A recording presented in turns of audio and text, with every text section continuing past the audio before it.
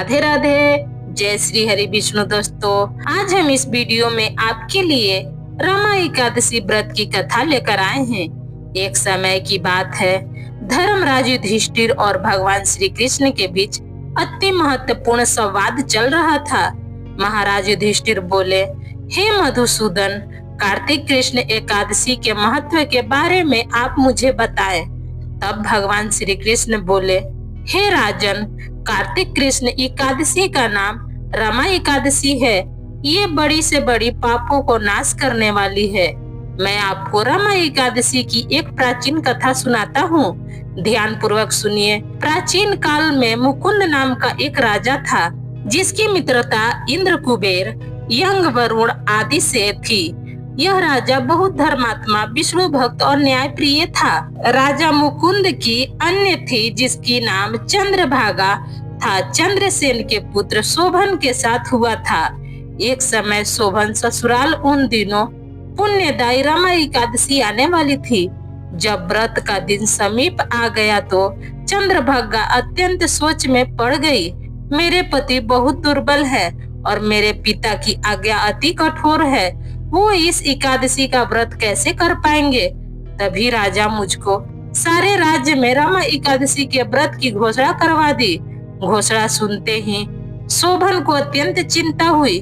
वे अपनी पत्नी से कहने लगा, प्रिय, अब हमें क्या करना चाहिए? मैं किसी भी प्रकार भूख सहन नहीं कर सकता।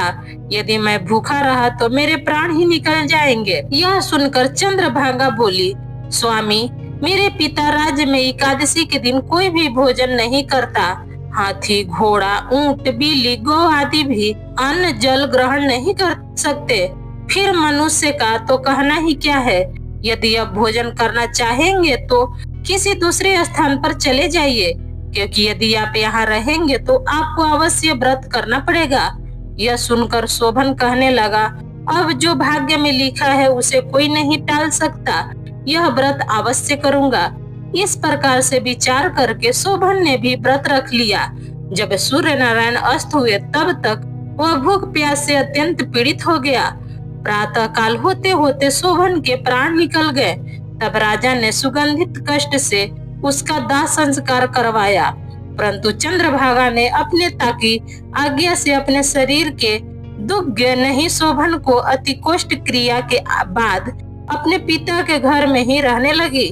रमा एकादशी के प्रभाव से शोभन को मंदराचल पर्वत पर धन धनाय से युक्त, शत्रुओं से रहित एक सुंदर देवपुर प्राप्त हुआ। एक समय एक ब्राह्मण सोम शर्मा जी को मुकुंद के नगर में रहते तीर्थ यात्रा करते हुए देवपुर पहुँचे। वहाँ उन्होंने शोभन को पहचान लिया और उसके पास गए।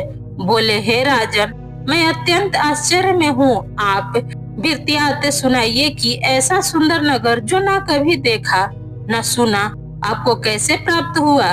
तब शोभन बोले, कार्तिक कृष्ण पक्ष की रमा एकादशी का व्रत करने से मुझे यह नगर प्राप्त हुआ है, परंतु यह स्थित है।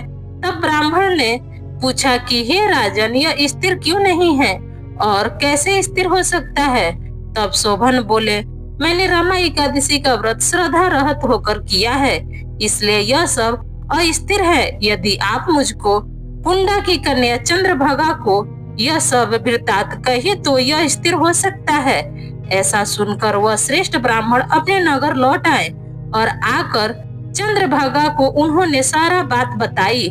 यह सुनकर, ब्राह्मण के वचन सुनकर चंद्रभागा बड़ी प्रसन्नता से ब्राह्मण से कहने लगी, हे ब्राह्मण, यह सब बातें आपने प्रत्यक्ष देखी है या स्वप्न की बातें कर रहे हैं?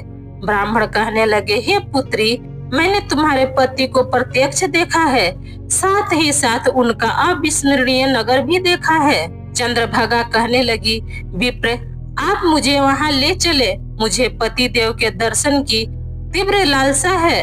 मैं अपने किए हुए कुछ पुण्य से उस नगर को स्थिर बना दूंगी। आप ऐसा कीजिए, क्योंकि वियोगियों को मिला देना महापुण्य है। सोम शर्मा यह बात सुनकर चंद्रभागा को लेकर मंदराचल पर्वत के समीप वामदेव ऋषि के आश्रम पर गए। रामदेव जी ने सारी बात सुनकर वेद मंत्रों के उच्चारण से चंद्रभागा का अभिषेक कर दिया। तब ऋषि ने मंत्र के प्रभाव और एकादशी के व्रत से चंद्रभागा का शरीर दिव्य हो गया और वह दिव्यता गति को प्राप्त हुई। इसके बाद बड़ी प्रसन्नता के साथ अपने पति के निकट गई। अपनी यह पत्नी को देखकर शोभन बहुत प्रसन्न हुआ और उसे बुलाकर अपनी बाईं तरफ बिठा लिया। चंद्रभागा कहने लगी, प्राणनाथ, आप मेरे पुण्य को ग्रहण कीजिए। अपने पिता के घर जब मैं 8 वर्ष की थी तब से विधि पूर्वक एकादशी के व्रत को श्रद्धा पूर्वक से करती आ रही हूँ। इस पुण्य के प्रताप से आपका यह नगर स्थिर हो जाएगा तथा समस्त कार्यों से उक्त होकर प्रलय के अंत तक रहेगा। चंद्रभागा अपने उस राज्य में अनंत अपने पति के साथ रहने लगी।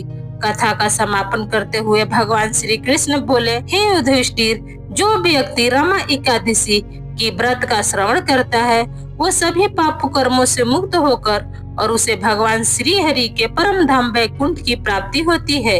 इसलिए अति पुण्यशाली रमा एकादशी का पालन प्रत्येक व्यक्ति को अवश्य करना चाहिए। कार्तिक मास में आने के कारण इस एकादशी पर किया गया जप, तप, दान आदि हजारों गुना अधिक होकर व्यक्ति को फल प्रदान करता है। तो प्रेम से बोलिए जय श्री हरि विष्णु भगवान की जय, माता लक्ष्मी की जय। तो ये मेरा वीडियो बस यहीं तक का था। कैसा लगा आपको मेरा वीडियो, ये बताने के लिए कमेंट्स बॉक्स में जरूर कमेंट करिएगा। अगर आपको मेरा वीडियो पसंद आता है तो प्लीज आप मेरे वीडियो को एक लाइक कर दीजिएगा। चैनल पर पहली बार आए हैं तो चैनल को पक्का सब्सक्राइब कर दीजिएगा, क्योंकि दोस्तों आपका एक लाइक हमें बहुत हिम्मत और प्रेरणा देती है आगे की वीडियो बनाने के लिए। फिर मिलती हूँ एक नए वीडियो के साथ, तब तक जहाँ भी रहिए खूब खुश रहिए, स्वस्थ रहिए। धन्यवाद।